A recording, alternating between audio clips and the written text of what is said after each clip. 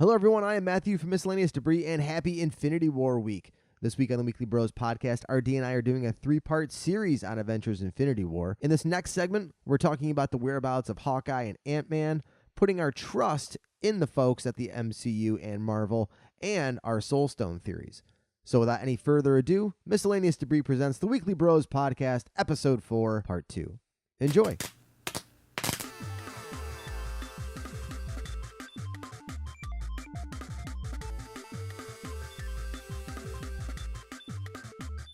Well, that was the first thing I want to mention is where's Hawkeye, and what can he be up to? What do you think? I think he's on some rogue missions, and I think that he is. Oh, what does this mean? Well, I don't know what it means. I just think that what he's doing in this film is going to tie greatly into the next film, and the reason I say that is because the Russos have stated that the characters that aren't featured in this film as prominently are going to be highly featured in the next film, which is Ant-Man, Wasp, Hawkeye, and any other minor character that you can possibly think of. So I guess those...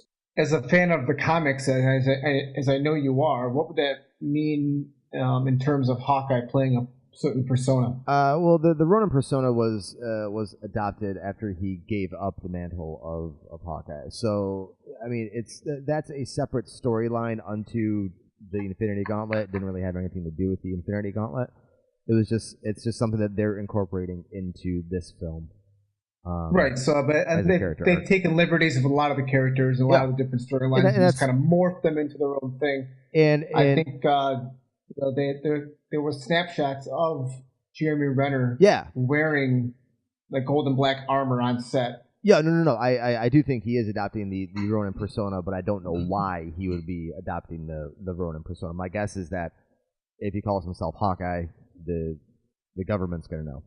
And so, you got to come up with a new persona. I like it.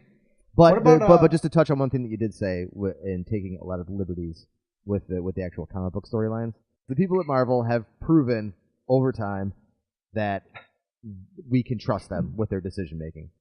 It's not going to be exactly like it is in the books. And so the people that read comics are the great thing about comics is that they've been rewritten over and over and over and over again. The storylines have changed so many damn times that we're kind of used to story changes, unlike canon, like within the Star Wars films. It's like, you can't break canon. Like this is the extended universe. Damn it. Sorry, I didn't mean to get all soapboxy just then. Anyway, are you done now? Yes, I'm done. So where's Ant-Man in this film? I don't know. I haven't seen him. He's pretty small.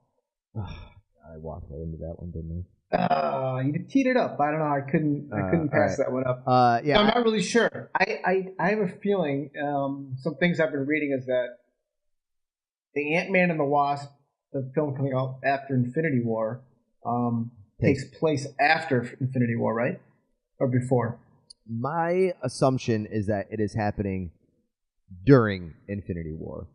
So my guess is that Cap pulled some string, or the Black Panther pulled some strings, did something, I don't know. But Ant-Man's under house arrest, and that's where he is at the beginning of Ant-Man and the Wasp, under house arrest. And so I think that they say, no, you've got your kid, you're out of this one. If we really, really, really need your help, we're going to come and get you, but you need to take care of this first. And so they kind of leave him out, so to speak. Right. But that's where I think Ant-Man is. Okay. I agree. That's fair enough. In terms what about the Soul Stone? What do you think that is? I have no idea, so I'm asking you. The Soul Stone in the comics was actually it was a soul universe unto itself. Like within that gem, there was an entire universe that souls could live in, and so that it housed Thanos for a bit. Adam Warlock was in it for a bit.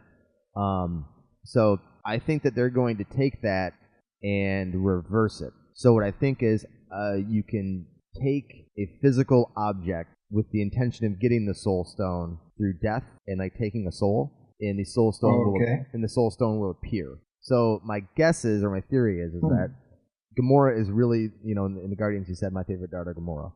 I think that Thanos really does love Gamora. Like, he's the only one of his children that he actually loves. And I think that he has to kill her in order to get the Soul Stone. Yes. So when he kills her, the Soul Stone will manifest itself. Interesting theory. What if, like, the whole MCU was inside of the Soul Stone itself? Oh, that'd be dope. Wouldn't that be strange, eh? That would be that. Yeah. I mean, like, it's hard to process it in my head right now. And it's hanging out Orion's belt. Yeah. Nice Men in Black reference for you guys out there. Oh man.